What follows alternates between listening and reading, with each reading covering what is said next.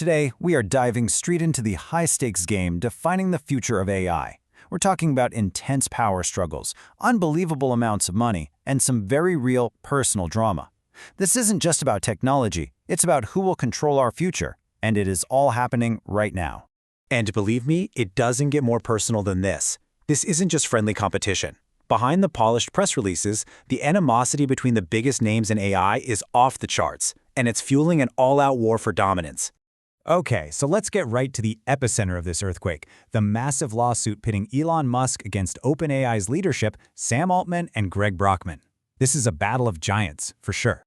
And Musk is not holding back. He's accusing OpenAI of completely abandoning its original mission, the one about benefiting all of humanity, to chase profits with Microsoft. We're talking serious allegations here: fraud, breach of contract. And this isn't just about the money. He wants to force OpenAI to go back to its open-source nonprofit roots. And get this, a potential smoking gun has surfaced that's allowed this case to move forward. It's a 2017 diary entry, allegedly from OpenAI co-founder Greg Brockman himself, where he apparently called the whole nonprofit commitment a lie. If that's true, wow, that could absolutely be a game changer in court. And you just have to look at the witness list to see how huge this is. It's basically a who's who of Silicon Valley. You've got Sam Altman, Greg Brockman, Microsoft CEO Satya Nadella, and of course, Elon Musk. This is going to be one heck of a show. Now, this legal drama, it's really just one front in a much, much bigger war. While the lawyers are fighting it out, these companies are in an absolute frenzy to outbuild and out-innovate each other. Some are even tearing everything down and starting from scratch just to get an edge. And you can hear the pressure in Elon Musk's own words about his AI company xAI. He's been surprisingly honest, basically admitting they messed up and are way behind. It just shows you the insane urgency everyone is feeling in this race. So what's their comeback plan? Well, they're going all in. xAI is training a whole fleet of new models at once. They're covering everything from video generation to absolutely massive language models. I mean, look at this. The biggest one is aiming for 10 trillion parameters. You can think of parameters as kind of like the neurons in an AI's brain. This is a brute force strategy to try and leapfrog everyone. But here's the thing. It's not just a race to build the biggest model. Competitors like Anthropic are changing the game completely. They're launching something called Claude-managed agents, which is a huge shift. We're moving from AI that just answers your questions to AI that actually goes out and does stuff for you. That's a massive leap in what these things can do. So, what's fueling all this frantic competition? Well, it's a tidal wave of cash. Seriously, the amount of money flowing into AI right now is almost impossible to wrap your head around. So, let's try and break it down.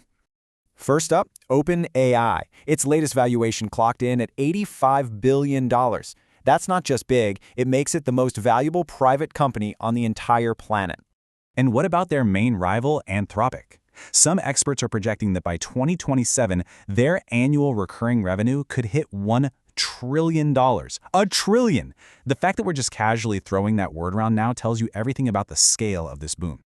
But if you want a number that really shows you how fast this is all moving, check this out. $3 billion. That's how much new venture capital money is getting pumped into AI companies every single day. And what's really fascinating is watching where investors are placing their bets. On the secondary markets, that's where people can trade shares in these private companies. There is way more demand for Anthropic stock than for OpenAI's right now. It's a huge signal that even though OpenAI is the king, the challengers are gaining ground and fast. Okay, so we've got all this money, all this crazy competition, but what does it actually mean for us? For you and me? For our jobs? Because this tech wave isn't happening in some far-off lab. It's heading straight for the workplace. So let's just ask the question straight up. If you pick a random white-collar worker right now, what are the chances their job could be automated by AI in the next 2 years? Well, it turns out the experts have no idea. They are completely divided. On one side, you've got famous tech investor Mark Andreessen. He says all this AI productivity is going to create a massive jobs boom. More demand, more work for everyone.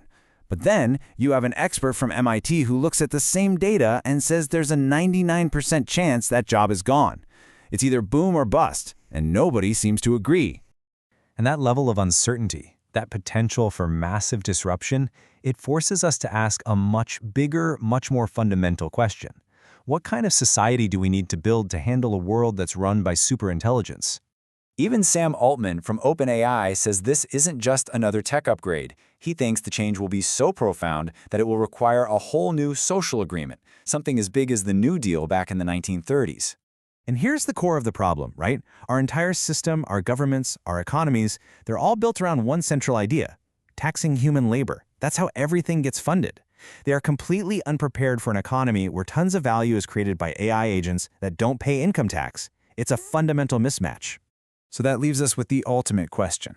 If AI really does create this world of incredible abundance, this world where so much can be done for so little, how do we redesign our society to make sure that everyone, not just a few people at the top, actually benefits from it? That is the challenge that lies right in front of us. If you enjoyed this, subscribe to AI in 8 minutes and never miss what matters.